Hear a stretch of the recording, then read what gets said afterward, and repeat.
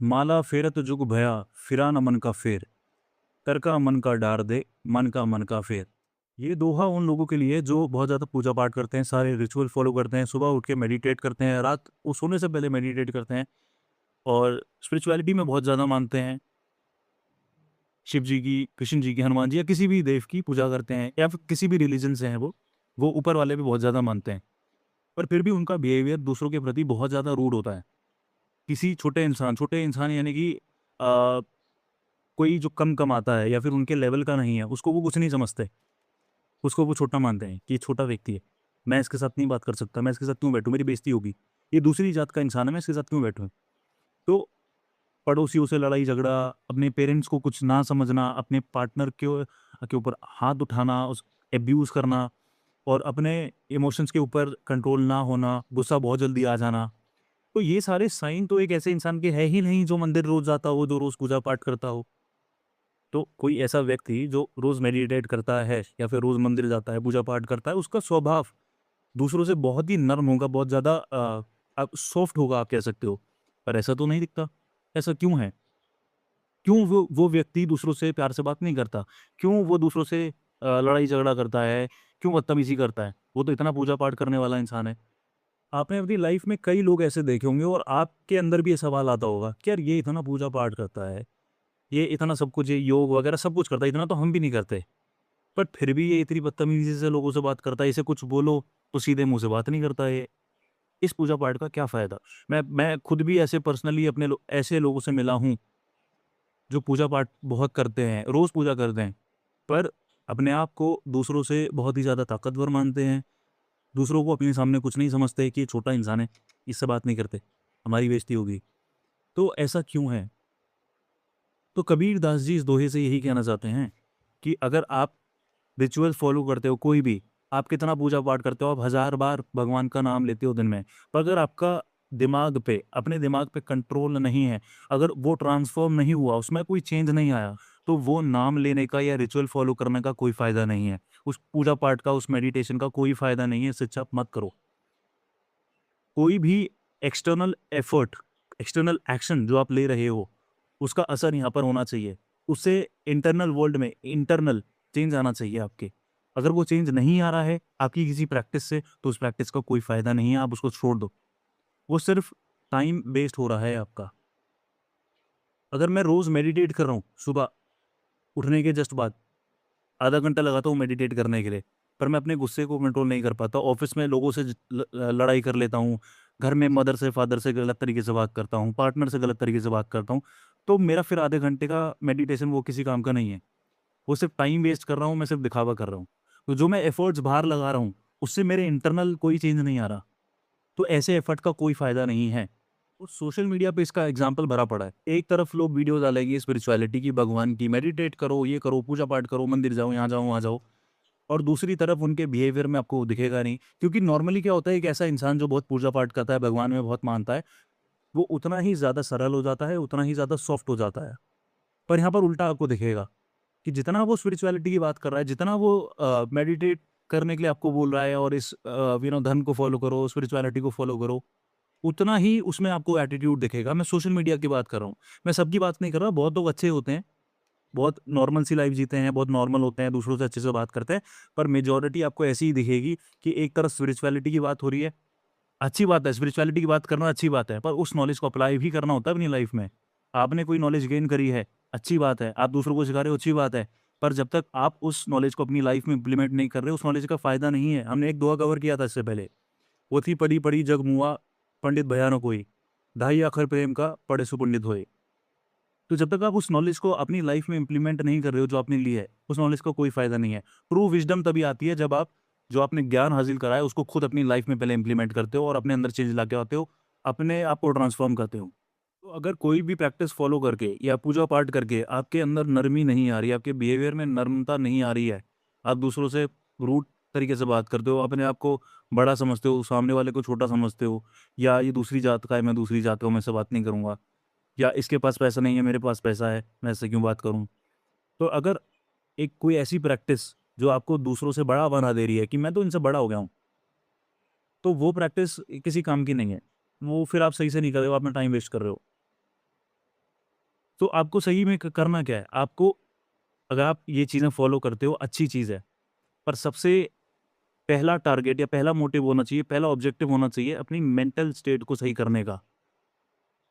कर का मन का डार दे, मन का फेर। तो ये जो मोतियों की माला आप रिपीट कर रहे हो ना, राम राम राम राम राम राम राम, ये कर रहे हो अच्छी बात है।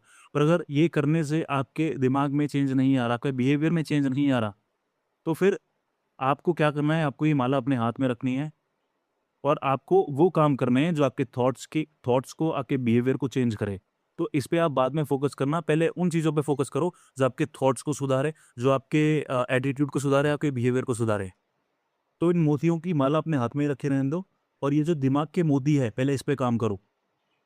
अगर ये चीज़ आपको बेहतर बना रही है, अगर आप इससे बेहतर हो रहे हो, आप देख रहे हो कि मेरे में चेंज आ गया है, तो आप फिर इसको करो, कोई दिक्कत नहीं है। पर अगर आप ये कर रहे हो, कर भी रहे हो, पर आपके बिहेवियर में कोई चेंज नहीं आया, आपकी मेंटल स्टेट वैसी है, आप परेशान हो, आप पागल हो रखे हो, तो फिर ये करने का क्या फ़ायदा? इससे अच्छा फिर आप ये पहले इस पे ध्यान दो, क्योंकि इसका भी ऑब्जेक्टिव, माला फेरने का ऑब्जेक्टिव भी यही है कि आपको मन की शांति मिले। मेडिटेट क्यों करते हो? ताकि मन शांत रहे।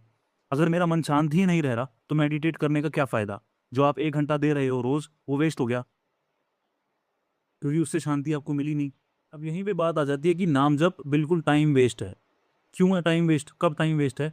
जब आप नाम जप कर रहे हो, मोतियों की माला फेर रहे हो, पर आपके मेंटल स्थिति पे, मेंटल स्टेट में कोई चेंज नहीं आ रहा, आपके एटीट्यूड में, बिहेवियर में कोई चेंज नहीं आ रहा, आपके दूसरों के साथ जो रिलेशनशिप में उसमें चेंज नहीं आ रहा, आपके थॉट्स में चेंज नहीं आ रहा, आपके विचारों में चेंज नहीं आ रहा, तो फिर वो नाम जप किसी काम का नहीं है, क्योंकि नाम जप का मतलब ही ये है कि आपको वो, आप उस पीस को महसूस कर सको, आप उस स्टेट में आ सको, आपके विचार बेटर हो सके, आपके थॉट्स अच्छे हो सकें, आपका बिहेवियर अच्छा हो सके, उसका ऑब्जेक्टिव यही है।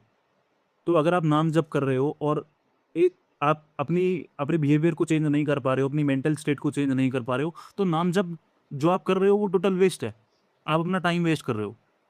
आप दिखा भी रहे हो कि मैं नाम जप करता हूँ, पर आपके बिहेवियर में वो नहीं दिख रहा। अगर आप नाम जप कर रहे हो और आपके बिहेवियर में भी वो दिखता है, सामने वाले को पता लगना चाहिए। सामने वाले को आपसे बात करके ही ये आइडिया लग जाएगा कि यार ये नाम जप करता है। आप नाम जप भी करते हो, पर आप ऑफ़िस जाते हो या किसी से मिलते हो तो उससे बदतमीज़ी से बात करते हो। आप कहते हो ये छोटी जात का है, बड़ी जात का है। तो उस नाम जप का कोई फ़ायदा नहीं है। आप उस नाम जप को बदनाम कर रहे हो। आप टाइम अपना भी वेस्ट कर रहे हो और दूसरों का भी वेस्ट कर रहे हो।